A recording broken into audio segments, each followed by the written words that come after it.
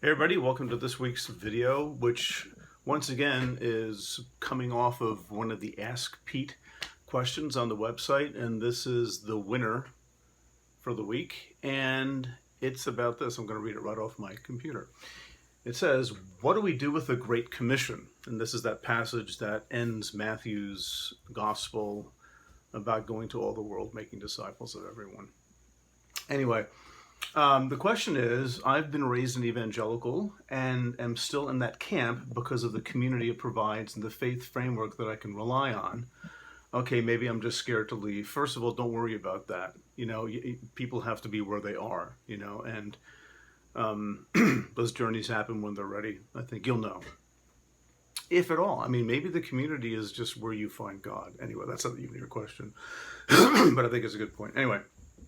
Okay, so what do we do with the Great Commission? A large part of that framework is preaching the gospel so that others might not go to hell. Thanks, Pete. And first of all, just to make the clear point that there's nothing in Matthew with the Great Commission about going to hell. So that's there. I mean, if that's brought into the discussion, it's actually brought into it. It's not actually there. But I think it's worth looking at maybe a couple of things here with this famous passage. And one thing is, what is it about? What does it say? And unfortunately, as with most things, when you start picking at it and trying to understand the words that are used, it's not as obvious as you might think. And in fact, it might actually have layers of depth that we might not see at first blush. Like, for example, and by the way, none of this I'm making up. This is stuff that people talk about. So first of all, the Great Commission is about teaching people to obey the commands because the leader is leaving, and people have pointed out very quickly, and I think rightly so, that this is like a Moses moment. And it's somewhat analogous or parallel, perhaps, to Deuteronomy 32, when Moses is giving his sort of last speech and encouraging people to continue on and to obey. And that's one of Matthew's themes, is that Jesus is the new Moses. Remember, that's a Sermon on the Mount where Jesus is on a mountain and gives commands to the people below, and he's interpreting the Mosaic law in certain ways and claiming a certain authority behind that. So this is very consistent in Matthew with Jesus as the new Moses. Okay. A second thing that just sort of strikes me is that this sort of call to go out into the nations, I'm not 100% behind this, but I'm about 90% behind this. It is sort of an inverse or sort of a reframing of what Israelites tended to do when they went out into the nations in the Hebrew Bible or Old Testament, as they usually go to war. But here you don't go out to conquer militarily, but you go out to make them disciples of Jesus, the new Moses, and that's a little bit different. Also, it's not a matter of calling people to come to you. It's you going out to talk to them. But it's a different kind of invasion, let's put it that way. A third point is that, going to all the nations, and that right away in us modern people sparks notions of, well, you go to this African nation, or you go to Mexico or Central America or things like that. And by the way, we tend to be missionaries to countries that we feel are less sophisticated than ours, but that's another issue entirely. But all the nations, in Greek, that word nation can mean Gentile. It might just be a word here about the expansion of the gospel message to the Gentiles. And, that's certainly what Paul did. Paul was very much about expanding this message to those who were also Gentile, and not necessarily going to marked off nations and making sure we can check nations off of our checklist every time we go to someplace and whatever. But here, the thing is, this is another sort of angle on this. And again, this is something I'm like 65. Well, I think it's worth talking about. I'm not sure if this is right or not, but in the Old Testament, like in Isaiah, and I think it's in Isaiah in the 30s, because it's cited in the book of Acts in chapter 13, but it's about, the light of the gospel going to the Gentiles, to the nations. And at least in places in the Old Testament, the purpose of that is not for the conversion of the nations. The purpose of that is for going out to the Jews or Israelites who are living at different parts of the world and saying, come back home. So that is true. I mean, that's I'm not making that part up, but it sort of might put a little bit of a different spin on the Great Commission, where at least that's in the background.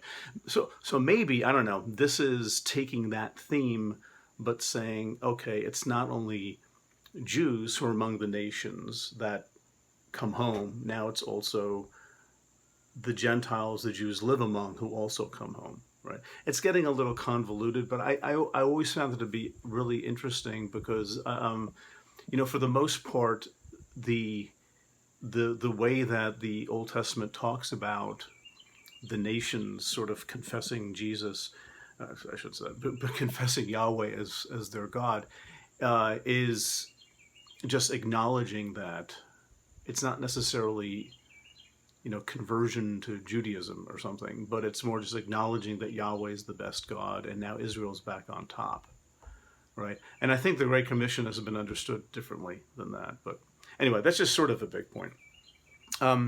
Another thing, this is within the literary structure of the book of Matthew itself. You have Satan in chapter 4, verse 8, taking Jesus to a mountaintop and showing him the nations, say, all these can be yours. Well, the book of Matthew ends by a reversal of that episode where Jesus is on a mountain. He's up on top someplace looking down because he's ascending, right? So he's up someplace. And he, basically has authority over all the nations / the Gentiles. So that's sort of an interesting twist. Another point, which this would not come across, it didn't come across to me immediately as like that important, but the more I think about it, the more it might be. And that is that this all authority has been on heaven and earth has been given to me. Go out therefore and make disciples, teaching them to obey everything I commanded. That is antithetical to Roman dominion. So again, it's another one of these anti-Caesar moments that the gospel is really quite full of. The exalted Christ now has authority on heaven and earth. Rome doesn't, so go out and do what you need to do. And don't be concerned about that. And the last point, and this is, one of these things that happens in the Gospels, especially when it's talking about Jesus, you sometimes see later, what almost is certainly later language and later ideas being referenced back into the story of Jesus. That's how I read, for example, and again, this is debatable, but I read the predictions of Jesus's resurrection, for example, as being later Christians who know how the story turns out, bringing that into the gospel story because they want to communicate the whole thing to people. I'm not sure if Jesus went around saying that. I could be 110% wrong. I'm open to that, believe me, but I don't know. But you do have these examples. And in the Great Commission section, you have a Trinitarian formula, baptizing them, right? Father, Son, and the Holy Spirit. That does suggest a later perspective to most scholars. It would be odd indeed for that to be like coming out of the exalted Jesus's mouth to the disciples basically for the first time. They say, oh, look, can you come back down here for a second because we have no idea what you're talking about. It seems to be something that would make sense to the gospel writer and his audience that's already familiar with all this. All right. Anyway, so, what is a story about? That's a good question. Is it about missions in the way we typically think of it? Perhaps. I'm going to say perhaps. I'm not convinced that it is. I don't know. I'm not convinced this is a command for all of us to go out and do something. But it is clearly a command to sort of spread the news. But here's the thing. That's largely been done. You have Christians virtually, the gospel witness is virtually all over the place.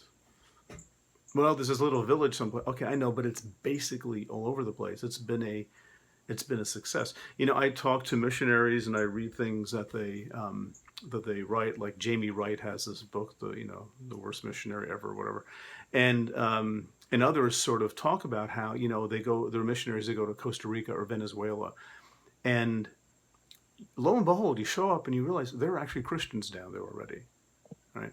So this is something that the gospel is something that has already spread to all the nations. It's not a Jewish faith actually anymore. I mean, the way we conceive it, it's actually most of us who are part of Patreon are probably Gentiles. Maybe some of us are Jewish or have Jewish blood in their ancestry. That's I'm assuming that's the case. But you go to church and you ask how many people of 200 people, how many of you are Jewish, ethnically Jewish? Very few people, if any, would raise their hand. It's success. This has gone to the nations. It's gone to the Gentiles.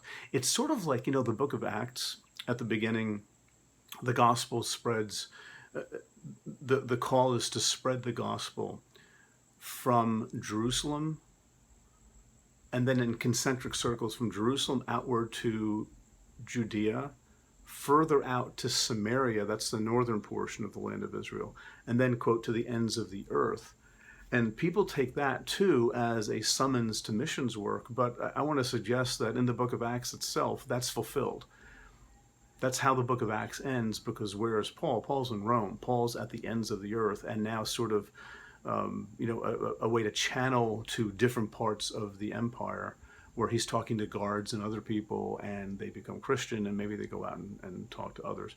So I think in principle, the Great Commission has been fulfilled. And I don't say that to discourage people who want to do missions work, but I think theologically that's what we're looking at in the world that we live in today.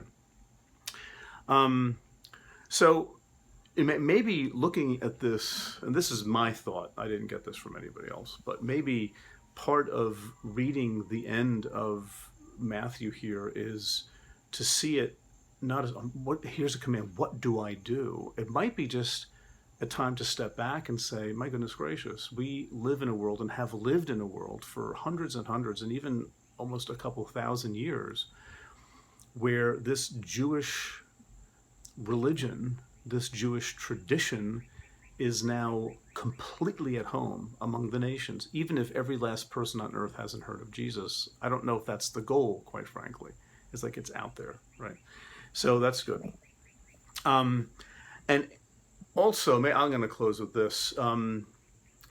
Is this a command at all for us? Is it binding to us to go and do something? And like anything, I think it takes discernment. If we feel that there's something here that is asking of me, requiring of me to some action point, right? I totally respect that.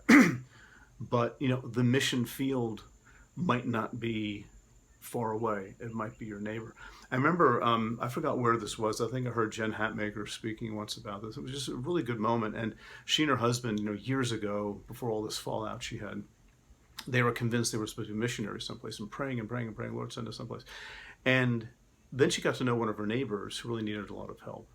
And she remember having this insight at one point where, the Spirit is saying to her, Jen, I could send you to Belize or somewhere. I could send you to Nairobi. That would be good. And you can go there. Or you can go across the street to an elderly woman who's living alone, who also needs to understand what the presence of God in her life would look like. It's a little different than the Great Commission teaching people to obey the commands and to become disciples. But maybe one way to do that is through acts of kindness and love and understanding and just being present with other people.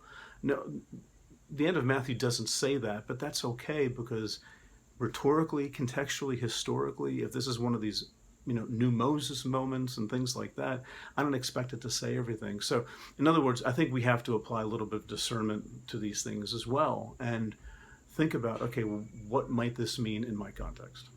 So that's about it.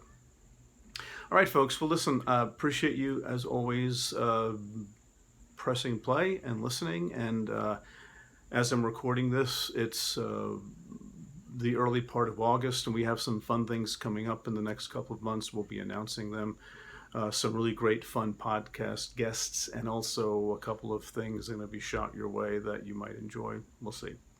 All right, folks, as always, thanks and blessings to all of you. Bye-bye.